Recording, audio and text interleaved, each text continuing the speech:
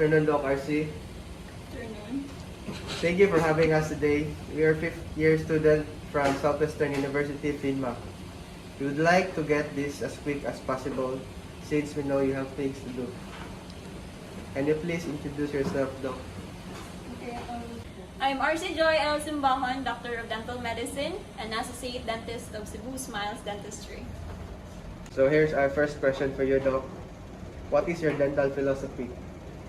Okay. For me, my dental philosophy is really to provide an excellent dental service or services to my patients and to treat all my patients with their concerns with all my best. Our second question, Doc. What do you like most about dentistry? Okay, what do I like the most in dentistry is when the patients appreciate or they are satisfied about the treatment or the outcome of the treatment. And then for me, as a dentist, that is the most satisfied feeling of being really in a profession, in the profession of being a dentist. What do you like the least about dentistry, Doc? What I like the least in dentistry, for me, is when I see severely carious teeth, especially in pedo patients. That's really it's really saddened for me to see those cases. So, Doc, kanang iba man tatanan na isod kayo maghandle og patient na mga bata. So, how comfortable are you working with children? Actually, I really do love children, but working with children in dental procedures, it's really hard for me to handle, especially if ang patient kay it's not cooperative, kanang dali mong hilak. So, for me, I handle them depende sa ilang comfort zone. So, ang aman, tell show do, muna siya ang dapat ibuhaton. So, mo to. Ang aman nato, then, kita ang dentista mas adjust. Kita ang adjust para nila. So here's my next question for you, Doc. How would you handle a patient who is scared of dentist? For that, mostly children with pero patients with misod in anak. But as I've said, you need to adjust. As a dentist, you need to adjust. Ikaw ang go for their comfort zone. But if adult patient, syempre, you need to ask what's the reason behind that. Kung anong nasabasin, maybe they had traumatic experience before. So, you really need to know the reason behind it. Then, syempre, ikaw gihapon mo adjust. Doc RC, who motivated you to become a dentist? Actually, dentistry is really not my first choice. But in the long run, I learned to love the course. And the one that motivated me, siguro, during my clinician days, I worked with many cases with different patients.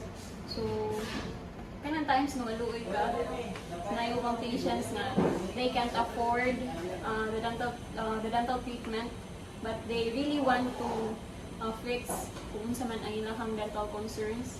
So, for me, that one, I consider that one as my one of my motivations. And soon, I'll have dental mission kung tumutan sa inyo. So, Doc RC, what is the easiest and the most challenging procedure you perform? The easiest. Syempre, basic ones. Oral prophylaxis, dental fillings, but at some point, naging times na ma-challenge ka. In what way? Oral prophylaxis. Naging cases nga severe. Ka-encounter din mo na soon. Like, severely or grabe ka baga ang plaque, then grabe ang bleeding. But, syempre, you need to have an assurance in yung patient na okay ra na siya. Then, for me, the challenging is ortho. Because in ortho, you can't predict or you really can't exactly know the movement or the exact movement of the teeth. So, you really need to have treatment plan, but you can't have an assurance na ma-follow niyo yung treatment plan. So, yeah. Sa pandemic, Doc, iba man tatanan na kanang naglisod yun ang mga healthcare workers sa pagtrabaho, especially ang dentist, almost wala na sila ka-work, bawal man mag-contact, especially kaysa baba ta nag-work. So, how did your practice change since the start of pandemic? Since the start of the pandemic, we really need to observe the proper isolations, so the proper wearing of the personal protective equipments, as well as the patients. Then with that, another shoulder to sa patients ang pagbayad ana. So a lot of patients are asking anong mahal, anong from this rate ni taas. So usa sad siya sa naka-affect yun. But ano siya, ang ubang patients mo naging mga reklamo, di gid malikayan. But we really need to adjust. Kay mo naman din ang new normal sa ato karon. Are you single? To answer your question,